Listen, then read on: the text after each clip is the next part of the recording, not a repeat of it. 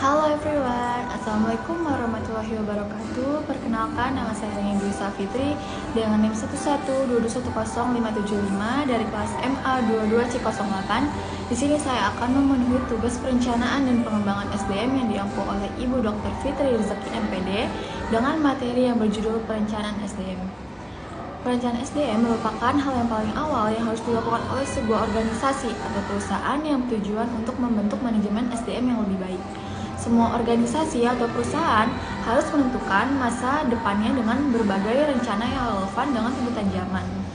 Pada saat ini, perubahan lingkungan sangat tepat dan cepat. Organisasi atau perusahaan harus mampu mengantisipasi dan menyesuaikan dengan perubahan yang terjadi. Untuk itu, perencanaan SDM akan menjadi lebih penting bagi perusahaan karena globalisasi, teknologi baru, dan proses restrukturisasi organisasi selalu membayangi kehidupan organisasi. Organisasi yang tidak didukung pegawai atau karyawan yang baik, maka dapat dipastikan organisasi tersebut akan sulit mempertahankan dan mengembangkan eksistensinya di masa yang akan datang. Untuk mengembangkan dan mengoptimalkan kapabilitas serta kinerja, diperlukan suatu manajemen untuk mengelolanya. Manajemen sumber daya manusia dalam bahasa Inggris disebut dengan Human Resource Management atau disebut HRM. Sedangkan departemen dalam organisasi yang mengelola sumber daya manusia disebut dengan Human Research Department atau disebut dengan HRD. Dalam kegiatan manajemen SDM, perencanaan SDM atau manpower planning merupakan salah satu hal yang paling awal dan biasa dilakukan oleh pihak perusahaan yang bertujuan untuk membangun manajemen SDM yang lebih baik. Perencanaan SDM sudah meliputi hal-hal yang sangat mendetail dan teknis yang berhubungan dengan karyawan, misalnya seperti jumlah karyawan, karakteristik, dan kebutuhan karyawan, serta dalam hal perencanaan tentang tugas apa saja yang nantinya akan dikerjakan oleh karyawan di perusahaan tersebut. Lalu apa sih definisi perencanaan sumber daya atau SDM? Perencanaan sumber daya manusia adalah kemampuan terpadu dari daya pikir dan daya fisik yang dimiliki individu, perilaku dan sifatnya ditentukan oleh lingkungan atau keturunannya.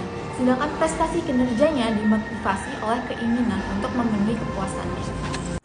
Tahapan sederhana yang bisa dilakukan manajemen dalam mengelola SDM salah satunya adalah dengan membuat sebuah perencanaan tenaga kerja atau Human Resource Planning yang sistematis guna menjamin kelangsungan hidup dan pengembangan organisasi melalui serangkaian pelaksanaan program ketenagakerjaan yang terarah guna menjamin perlindungan karyawan, hubungan industrial yang harmonis, serta peningkatan kesejahteraan pegawai.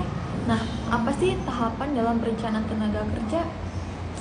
Yang pertama ada mengumpulkan dan mengolah data perusahaan dan kepegawaian. Contohnya ini seperti target yang ingin dicapai oleh perusahaan, tingkat-tingkat posisi jabatan, jumlah karyawan, dan perincian manajerial dan operasional. Yang kedua ada melakukan penyusunan job analysis atau analisa jabatan. Job description atau uraian jabatan merupakan rincian pekerjaan yang berisi informasi menyeluruh tentang tugas atau kewajiban, tanggung jawab, dan kondisi-kondisi yang diperlukan dalam suatu pekerjaan. Yang ketiga ada perkiraan dan perencanaan persediaan pegawai. Nah, ini contohnya seperti melakukan evaluasi persediaan tenaga kerja dengan mempertimbangkan kemampuan, jenis umur, pendidikan, dan lain-lain. Yang keempat ada perkiraan dan perencanaan kebutuhan pegawai, seperti memperkirakan jumlah permintaan pegawai, memprediksi kebutuhan pegawai, melakukan perkiraan penawaran pegawai baik dari sumber internal maupun eksternal. Yang kelima ada penyusunan program kepegawaian. Ini contohnya seperti merumuskan berbagai alternatif program yang dianggap memungkinkan untuk mencapai sasaran yang ditetapkan. Lalu ada faktor-faktor yang mempengaruhi perencanaan SDM. Yang pertama ada lingkungan eksternal. Ini contohnya seperti perkembangan ekonomi, kondisi politik, sosial, hukum, perkembangan teknologi, dan para pesaingnya. Yang kedua ada keputusan-keputusan organisasional. Yang ketiga ada faktor-faktor persediaan karyawan. Nah, contohnya seperti kegiatan karyawan, pensiun, permohonan berhenti, dan kematian. Yang keempat ada pentingnya perencanaan SDM dalam organisasi. Yang kelima ada kebutuhan akan SDM yang kompeten akan semakin terpenuhi. Ini contohnya seperti penempatan pegawai yang kompeten dan tepat pada posisinya masing-masing dapat terlaksana dengan lebih optimal dan semakin cepat karena perusahaan telah mengetahui dengan baik bagaimana kualitas SDM yang dipekerjakan oleh mereka. Yang keenam, ada meningkatkan efektivitas dan efisiensi perusahaan. Yang ketujuh, ada dapat semakin menghemat biaya dan anggaran perusahaan. Dan yang terakhir, yang ke-8, ada semakin terciptanya hubungan kerja yang harmonis dalam internal perusahaan. Nah, kesimpulannya dari pemaparan materi yang sebelumnya itu adalah perencanaan SDM merupakan hal yang paling awal yang harus dilakukan oleh pihak organisasi atau perusahaan dalam rangka membentuk manajemen SDM yang lebih baik. Dalam perencanaan SDM perlu diperhatikan faktor-faktor yang dapat mempengaruhi, antara lain yang pertama ada faktor lingkungan, yang kedua ada keputusan-keputusan organisasi, dan yang ketiga ada faktor-faktor kesediaan karyawan.